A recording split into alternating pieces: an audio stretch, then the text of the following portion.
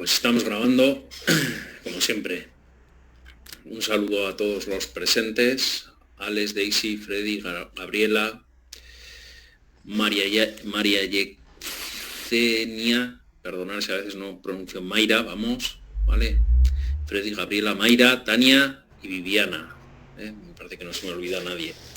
Bueno, os mando un saludo a todos y a todas, a los que luego veis la clase en diferido, a los que os vayáis incorporando, pues un saludo, muchas gracias por vuestra asistencia. Estamos en la sesión 13, ¿de acuerdo? De las 15 que tiene la asignatura, por lo tanto, pues nos quedan 2 sesiones, esta clase y 2 clases más.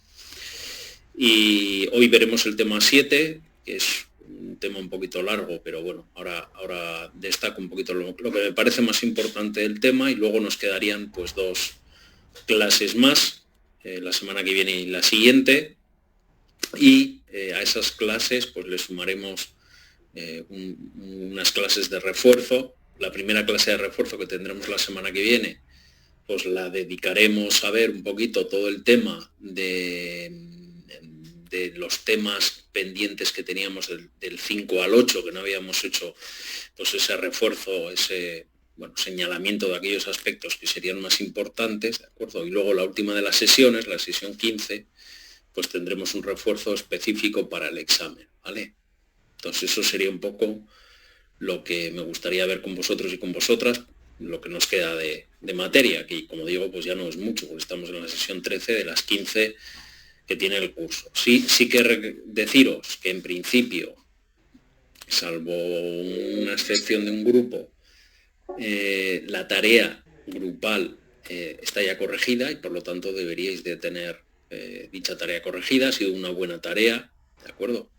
Pero en principio esa tarea ya debería de estar corregida. Eso por un lado. Y luego por otro lado, os recuerdo que el próximo lunes, el lunes creo que es 27, pues es el último día para entregar la última de las actividades que estaban programadas dentro de la asignatura, que si os acordáis, pues era una actividad de carácter individual esta vez, ¿de acuerdo? Entonces, los que queráis ganar algún punto en materia de formación continua, pues os recuerdo que el próximo lunes vence el plazo de esa actividad, en este caso de carácter individual, ¿vale? Y no tengo ningún otro aviso ni anuncio que daros, salvo recordaros que, como entiendo que ahora estáis ya en un periodo de intensificación del estudio, pues recordaros que tenéis a vuestra disposición el foro de preguntar al profesor de la asignatura para canalizar cualquier duda o cualquier cuestión que vaya surgiendo fruto del estudio, ¿vale? Si hay alguna cosa que vimos y no ha quedado clara o que hayamos visto y queráis profundizar más o lo que fuere, pues a través del foro lo podéis preguntar sin ningún tipo de problema, ¿vale? Entonces, como os digo, hoy vamos a ver el tema 7, nos toca ver, pues por la planificación de la asignatura, si vamos al manual, pues nos toca ver el tema 7, que es un tema que habla sobre la vigilancia y la promoción de la salud, ¿de acuerdo?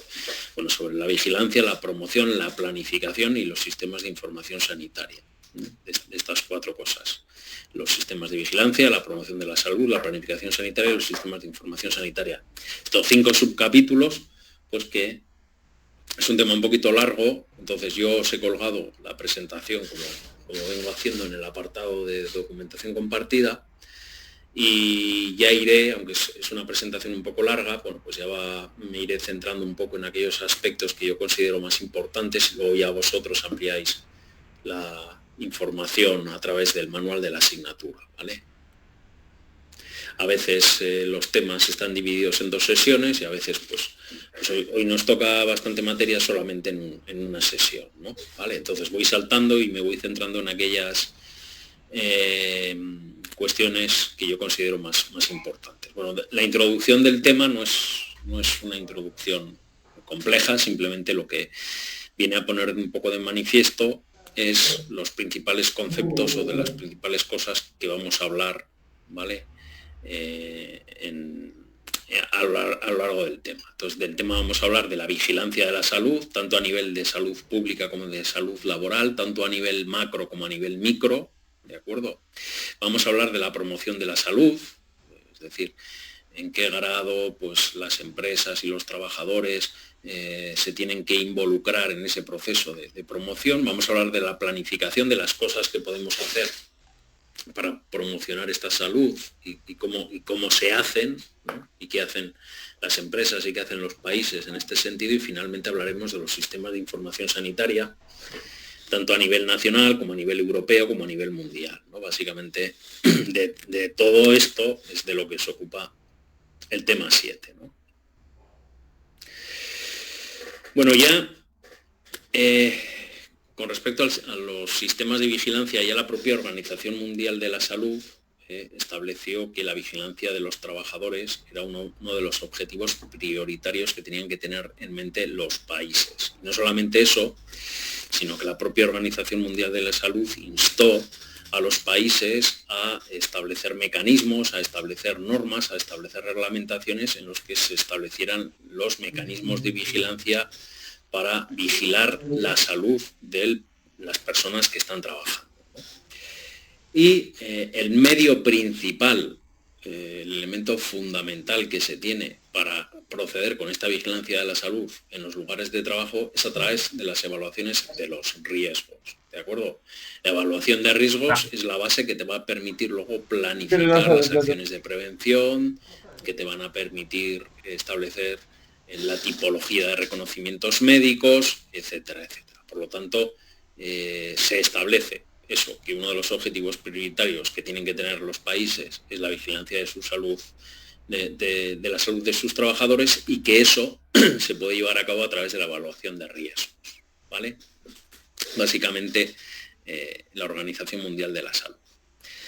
Bueno, en España todo esto, como sabéis, se materializa en la Ley de Prevención de Riesgos Laborales y en el artículo 22 de la Ley 31/1995 de Prevención de Riesgos Laborales, pues en ese artículo 22, como digo, se establecen una serie de principios relacionados con la vigilancia de la salud del trabajador y de los trabajadores. Y en concreto, esto es importante, este artículo 22 dice lo siguiente. Dice que el empresario garantizará a los trabajadores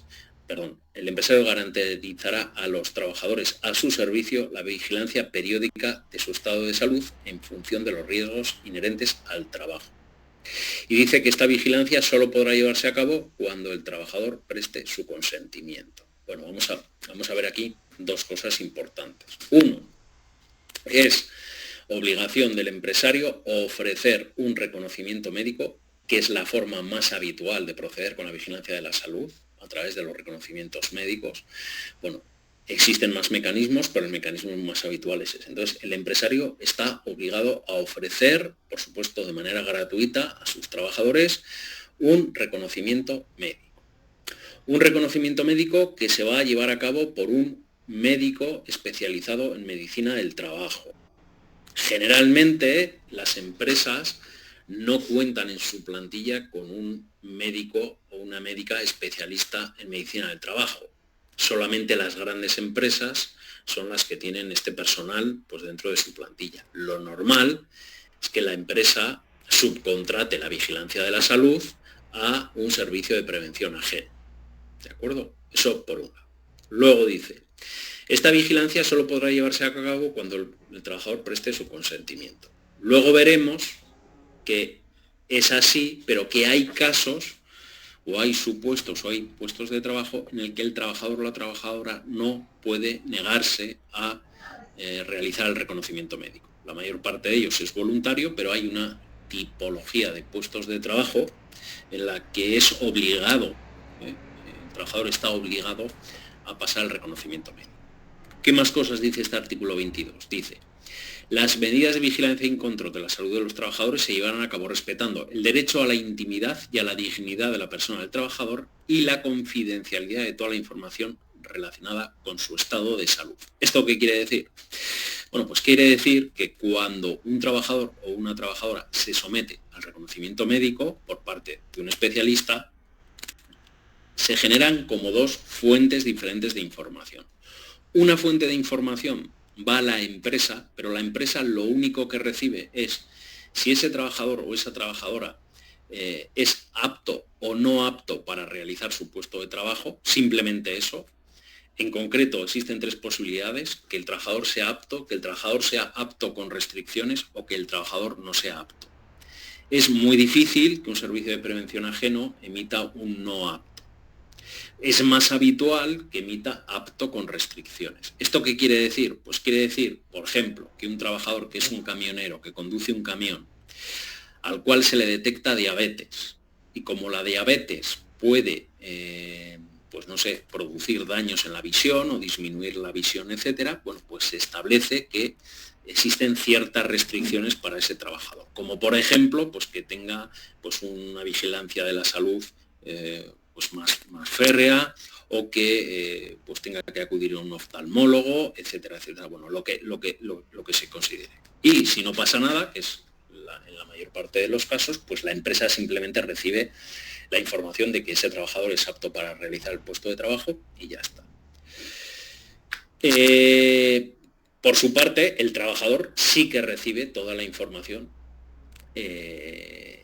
completa del reconocimiento médico, de los resultados obtenidos, ¿de acuerdo? Entonces, se garantiza la confidencialidad y la intimidad por parte de la empresa y por parte del trabajador, ¿vale? Dice que los resultados de la vigilancia serán comunicados a los trabajadores afectados, efectivamente, o bien a través de correo ordinario o bien a través de correo electrónico. Existen diferentes métodos, ¿de acuerdo? Y fijaros lo que dice también el artículo 22 al terminar, y es que los datos relativos a la vigilancia de la salud de los trabajadores no podrán ser usados con fines discriminatorios ni en perjuicio del trabajador. Por lo tanto, ¿esto qué quiere decir? Hombre, si yo entro a una empresa, estoy en un periodo de prueba, me someto a un reconocimiento médico y de ese reconocimiento médico pues sale pues que tengo una enfermedad terminal, pues evidentemente la empresa no puede tener conocimiento de esto en ningún momento, ¿de acuerdo? Siempre se garantiza la intimidad, la confidencialidad y la dignidad de las personas a las que se somete a ese reconocimiento médico. Como digo, ese reconocimiento médico lo hace un especialista y lo hace en función de los riesgos a los que está sometido el trabajador o la trabajadora en sus puestos de trabajo. Y en función de esos riesgos aplica un procedimiento de reconocimiento específico. Es decir, no es lo mismo el reconocimiento médico de una persona que está sentada delante de un ordenador que el reconocimiento médico de una persona que está conduciendo una carretilla elevadora, por ejemplo. ¿De acuerdo? Y no es lo mismo el reconocimiento médico que puede llevar a cabo un médico de familia, un médico de atención primaria, que el reconocimiento médico que lleva a cabo un especialista en medicina del trabajo, que muchas veces se confunden. Muchos trabajadores aducen: yo no me voy a someter al reconocimiento médico porque ya mi médico de atención primaria ya me ha hecho un reconocimiento, ya me han extraído sangre, o no. Es decir, son dos cosas diferentes, porque el procedimiento que sigue uno para el reconocimiento y el procedimiento que sigue otro para el reconocimiento son dos canales o dos procedimientos diferentes. ¿De acuerdo? Bueno, ¿qué más cosas? Os decía, efectivamente, son voluntarios, pero hay una serie de excepciones en las cuales el trabajador no se puede negar. ¿De acuerdo? Por ejemplo, no se puede negar cuando la obligatoriedad de la vigilancia de la salud venga establecida en una disposición legal en relación con la protección frente a riesgos específicos o actividades de especial peligrosidad. Por ejemplo, un minero. Bueno, pues un minero legalmente está obligado a someterse a un reconocimiento médico, pues porque así lo establece pues un texto legal. ¿De acuerdo? Es decir, puede ser un texto legal, puede ser incluso que un convenio de empresa, puede ser, etcétera, establezca que a un determinado colectivo obligatoriamente tiene que pasar el reconocimiento médico. ¿Cuándo tampoco te puedes negar a pasar un reconocimiento médico? Cuando sea imprescindible evaluar si el estado de salud de un trabajador puede constituir un riesgo para él mismo, para otros trabajadores o para terceras personas relacionadas con la empresa. ¿Esto qué quiere decir? Y aquí es donde muchas veces también viene el problema, ¿no? Si yo estoy realizando un puesto de trabajo y de mi puesto de trabajo se pueden inferir daños a terceros, estoy obligado a pasar el reconocimiento médico. ¿Y estos quiénes son? Pues mirar, por ejemplo, los conductores de carretillas elevadoras, por ejemplo, los conductores de vehículos, la gente que maneja, por ejemplo, puentes grúa. se entiende que de esos trabajos se pueden derivar daños a terceros. ¿De acuerdo? Puedes proceder con el atropello de una carretilla, puedes manejar mal un puente grúa, puedes tener un accidente, etcétera, etcétera. Entonces, esos puestos de trabajo en los que se derivan daños a terceros, en principio, están obligados a someterse al reconocimiento médico. En mi opinión, un carretillero está obligado a someterse a un reconocimiento médico, ¿vale? Esa es mi opinión. En esto luego, bueno, pues hay mucho escrito, ¿vale? Pero, de acuerdo con este artículo 22.1, se infieren daños a terceros, ¿vale? Y luego dice también que cuando la vigilancia de la salud sea imprescindible para evaluar los efectos de las condiciones de trabajo sobre la salud de los trabajadores. Si estoy trabajando, por ejemplo, pues con amianto, imaginaros, ¿no? Pues evidentemente tengo que someterme a reconocimientos médicos para saber si realmente se puede derivar, me puede estar afectando o no, aunque lleve equipos de protección individual adecuados, pues el manejo de ese material, ¿vale? Esa es un poquito la idea. Por lo tanto, son reconocimientos médicos voluntarios. La empresa lo que sí que tiene que justificar y le tiene que quedar claro es que ha ofrecido el reconocimiento médico al trabajador, luego el trabajador se puede negar o se puede no negar, ¿de acuerdo? Pero son voluntarios siempre y cuando no se esté dentro de alguno de estos supuestos, ¿de acuerdo?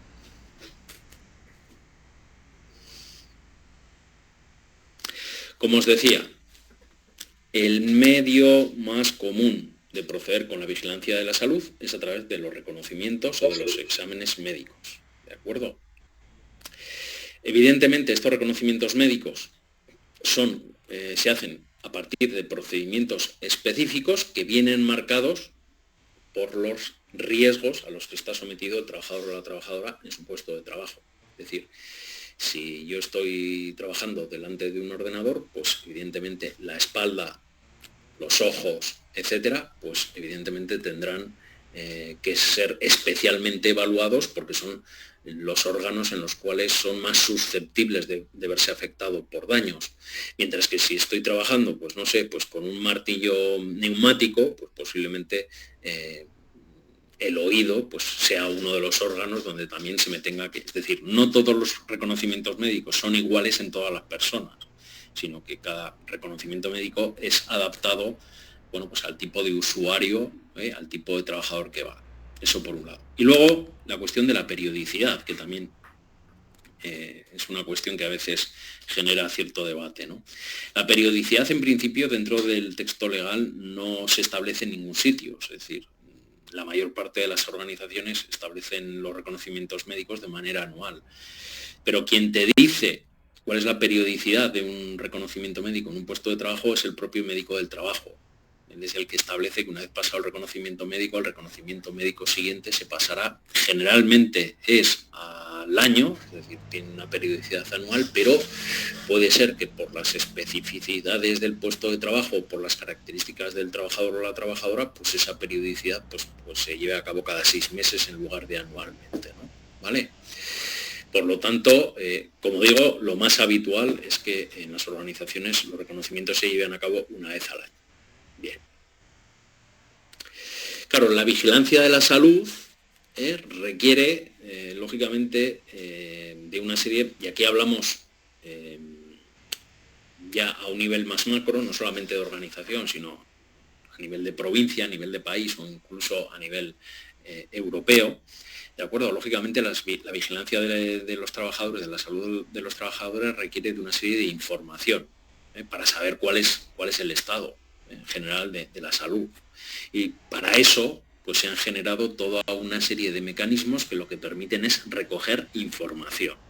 En España, fundamentalmente, esos mecanismos, no solo en España, también estos son los más habituales en todo el mundo, las encuestas, las bases de datos sobre exposiciones y los registros de enfermedades y accidentes laborales son las 3 principales fuentes de información para monitorizar el estado de la salud de la población trabajadora.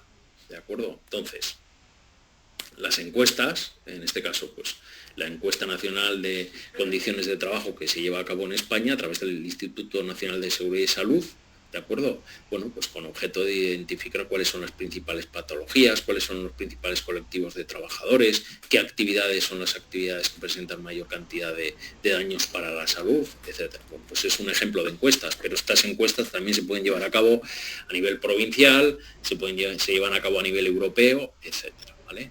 Esto por un lado. Luego, por otro lado, existen bases de datos sobre exposiciones, ¿no? Es decir, sobre exposición de trabajadores a determinadas sustancias fundamentalmente de carácter químico, que pueden ser nocivas, ¿de acuerdo?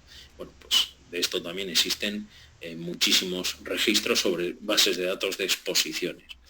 Y finalmente, pues los registros de enfermedades y accidentes laborales. En España, a través del sistema Delta, ¿no? Pues cada vez que hay un registro, una enfermedad profesional o un accidente laboral, pues queda registrado en ese sistema Delta, y ese sistema Delta sirve de información a nivel nacional, pero también sirve de información pues a nivel europeo, ¿de acuerdo? Por lo tanto, encuestas, bases de datos y registros de enfermedades son las tres principales fuentes de información que se tienen para monitorizar cuál es el estado de vigilancia de la salud, ¿vale? Bien, más cosas que destacaríamos dentro de este tema. Bueno, pues en este tema también se habla de la promoción de la salud.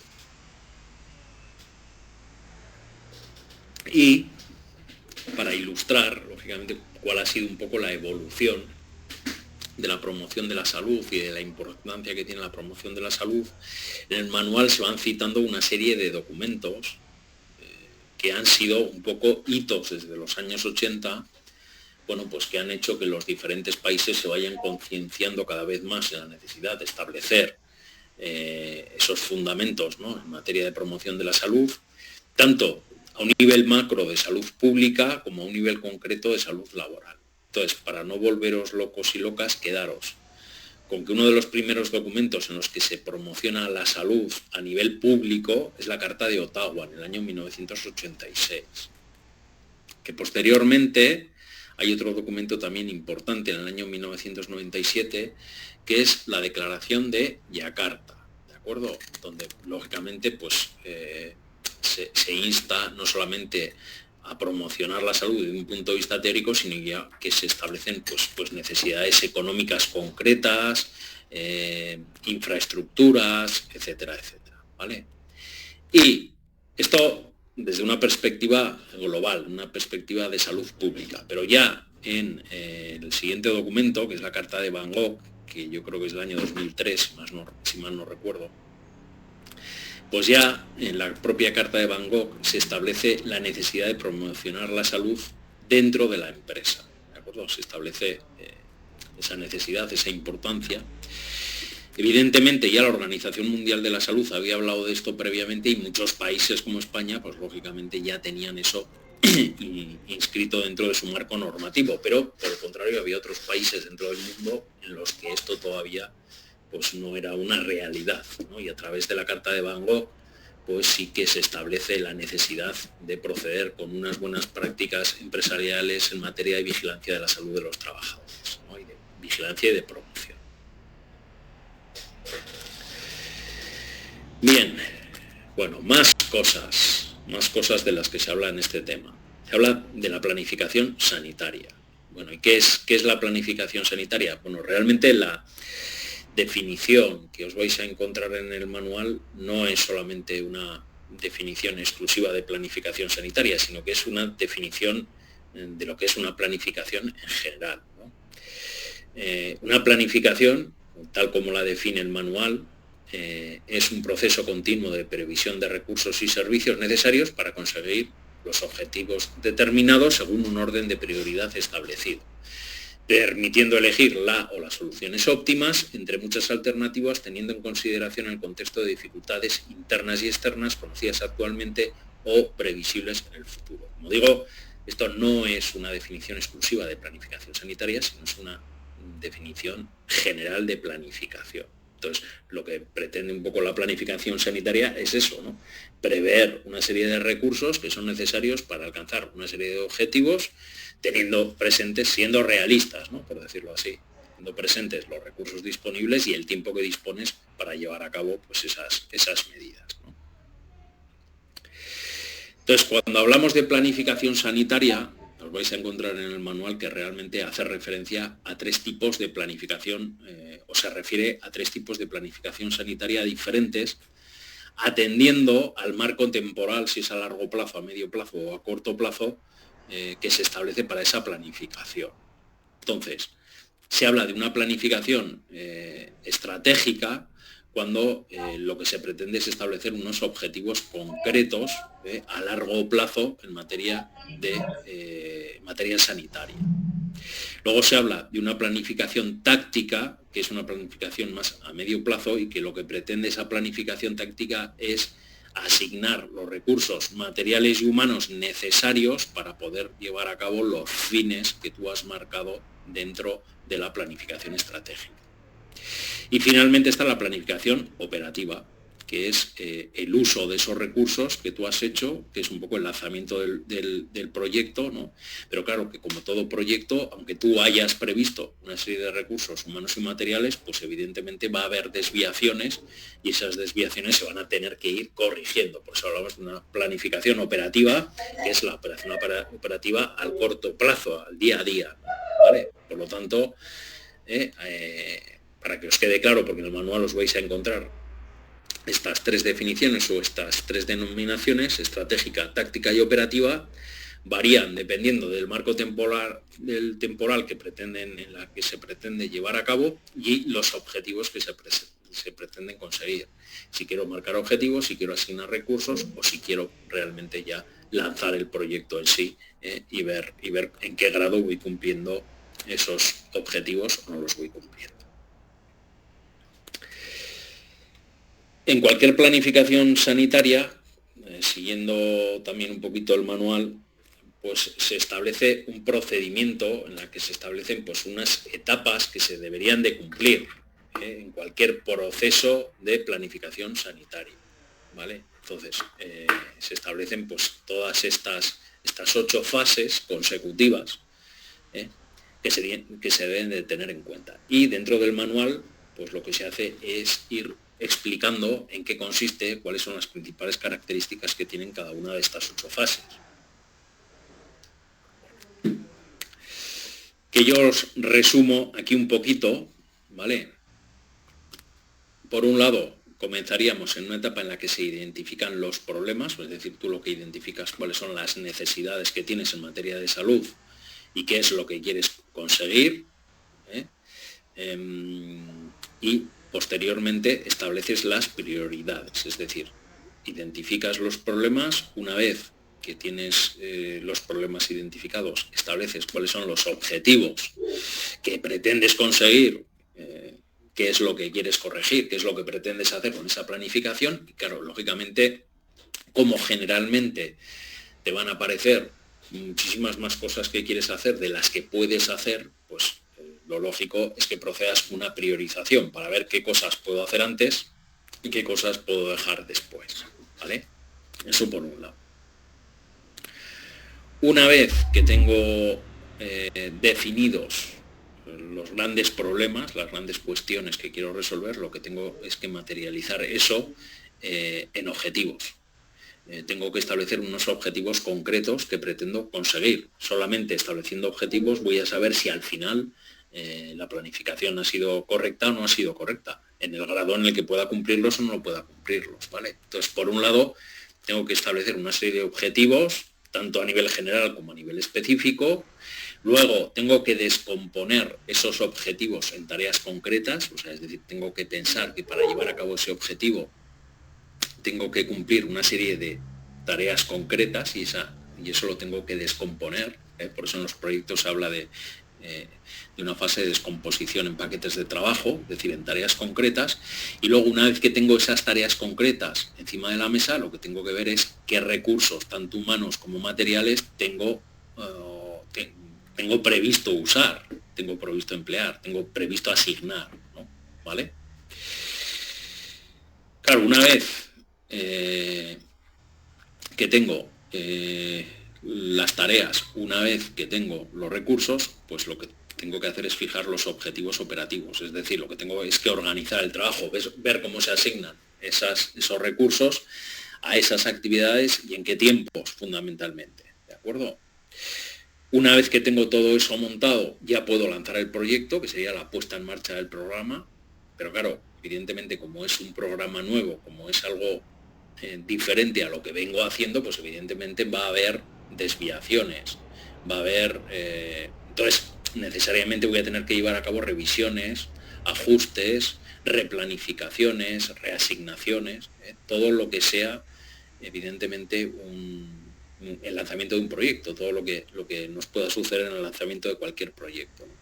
Y finalmente lo tengo que evaluar, tengo que ver si se han conseguido o no se han conseguido los objetivos. Esta última fase de evaluación no necesariamente tiene por qué ser una última fase, sino que puede ir en paralelo y debe de ir en paralelo a la puesta en marcha del programa. ¿Por qué? Pues porque de poco me sirve conocer las desviaciones que he tenido al final del proyecto, porque ya no tengo margen de maniobrabilidad, ¿no? Mientras que si esas desviaciones las voy conociendo conforme se va lanzando el proyecto, en ese lanzamiento, en esa ejecución del proyecto, pues sí puedo tener cierta maniobrabilidad para corregir y ajustar determinadas cuestiones. Bueno, como os digo, esto de la planificación sanitaria y este procedimiento que os vais a encontrar en el manual, realmente lo que subyace detrás es cuáles son los diferentes pasos para lanzar un proyecto en general, en este caso con finalidad con una finalidad sanitaria. Pero estos pasos que nos presenta el manual, como os digo, son perfectamente susceptibles de ser aplicados, de ser llevados a la práctica en cualquier otro tipo de planificación o en cualquier otro tipo de proyecto, ¿vale? Bien. Y por último, en el tema 7 nos vamos a encontrar que nos habla de los sistemas de información sanitaria. ¿De acuerdo? Los sistemas de información sanitaria. ¿Qué son los sistemas de información sanitaria? Pues aquí os he puesto una definición que yo creo que se ajusta muy bien a lo que es el concepto, ¿no? Dice que un sistema de información sanitaria es un proceso sistemático de recogida y mantenimiento de base de datos que permiten obtener periódicamente o de manera continuada valores sobre la magnitud y tendencias de los problemas de salud de una población específica en un área geográfica definida para un marco temporal concreto. Es decir, un sistema de información sanitaria lo que hace es recoger información de diferentes fuentes, ahora lo veremos, con el objeto de inferir información de cómo está la salud en materia sanitaria y concretamente en materia de salud laboral, que es a la que a nosotros nos interesa, ¿de acuerdo?, de un determinado colectivo en una determinada área geográfica durante un determinado tiempo.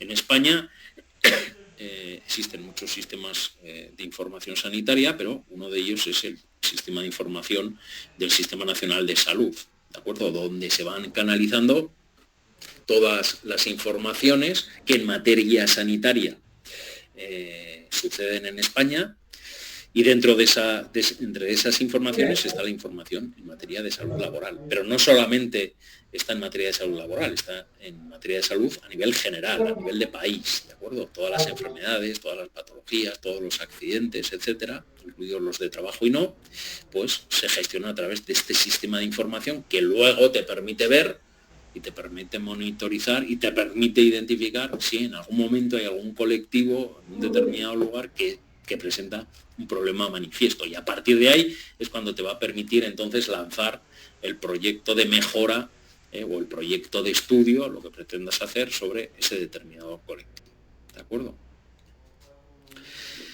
Básicamente, obtengo una serie de datos, obtengo una serie de información de los sistemas de información sanitaria, tengo que proceder al análisis de esos datos. Realmente cuando analizo un dato, convierto el dato en información y esa información la puedo interpretar. Y fruto de esa interpretación es cuando puedo llevar a cabo el diseño de políticas sanitarias, el diseño de planificaciones sanitarias, etcétera, etcétera. ¿Vale? Pero lo que no tiene ningún sentido es que diseñe políticas sanitarias a nivel de país si no tengo la información relevante para saber qué es lo que tengo que cambiar, qué es lo que tengo que mejorar, qué es lo que tengo que introducir o qué es lo que tengo que quitar, ¿no? Básicamente, esa es un poquito la idea. Y eso es lo que nos proporcionan los sistemas de información sanitaria. Y básicamente, los sistemas de información, aunque hay pues diferentes tipos y diferentes modalidades, los sistemas de información se agrupan en dos grandes tipos. O sea, es decir, el resultado, al final, del sistema de información, pues se agrupa fundamentalmente o bien en encuestas o bien en registros, ¿no? Las encuestas son la forma de recogida más habitual de información relacionada con la salud, y en materia laboral pues destaca la Encuesta Nacional de Condiciones de Trabajo que realiza el Instituto Nacional de Seguridad y Salud en el Trabajo, no todos los años como sería deseable, pero bueno, en él se muestran toda la información que se ha ido recogiendo en diferentes encuestas en materia laboral, se presentan los resultados y por lo tanto se pueden proponer acciones, ¿no? Eso por un lado. Por un lado, como os digo, las encuestas. Y por otro lado están los registros. Los registros que se van obteniendo en España, el más famoso seguramente sea el registro Delta de la Seguridad Social, ¿no? Donde, bueno, pues es un proceso continuo de recogida de datos. Todos los datos relacionados con enfermedades profesionales y accidentes de trabajo automáticamente se recogen en tiempo real en el sistema Delta, y el propio sistema es el que va procesando la información para mostrar si en un momento determinado a algún colectivo, en alguna región, en algún lugar o lo que sea, pues establece que efectivamente pues hay indicios de que se puede estar degradando o puede haber un problema de salud y es necesario lógicamente actuar, ¿vale? Bueno, y esto es un poquito lo que os quería contar con respecto a este tema 7, que como digo es un tema un poquito largo, pero yo creo que hemos puesto un poco el foco en aquellos aspectos del tema que a mí me parecen más interesantes y más importantes, ¿vale? No sé si tenéis alguna pregunta, alguna duda, alguna cuestión, algo que no haya quedado claro. Como os vengo diciendo siempre, acordaos que si ahora después, durante el estudio, surge cualquier duda, tened presente que podéis presentar esa cuestión o bien en la siguiente clase o bien a través del foro preguntar al profesor de la asignatura, ¿vale? Y lo mismo, no solamente de esta clase, si durante el estudio, que a lo largo de estos días estaréis intensificando, os pasa lo mismo, os surge una cuestión, una duda o algo que queréis que aclaremos porque no haya quedado muy claro, pues yo estaré encantado de hacerlo, ¿de acuerdo? Bien a través del foro o bien en la siguiente clase.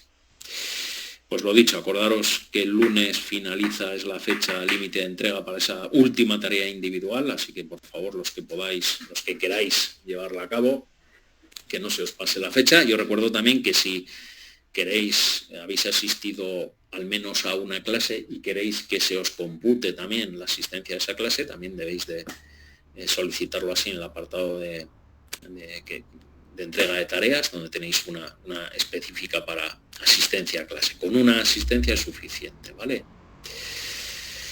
Bueno, pues si no tenéis ninguna duda ni ninguna cuestión, me despido de todos vosotros y de todas vosotras, de Alex, Damaris, Daisy, Freddy, Gabriela, Gisela, María, Viviana, ¿de acuerdo? Os agradezco muchísimo vuestra asistencia. Espero veros la próxima semana también por clase. Os deseo que paséis una muy buena semana y lo dicho, ir ya estudiando. Tendremos alguna clase de refuerzo más la semana que viene para pues, ir un poco marcando los aspectos más importantes de los temas que vamos viendo, ¿vale? Venga, os mando un abrazo muy fuerte e insisto, muchísimas gracias por vuestra asistencia, ¿vale? Venga, Alex, Gisela, que estáis escribiendo por ahí, Damaris, un abrazo. Venga, chao.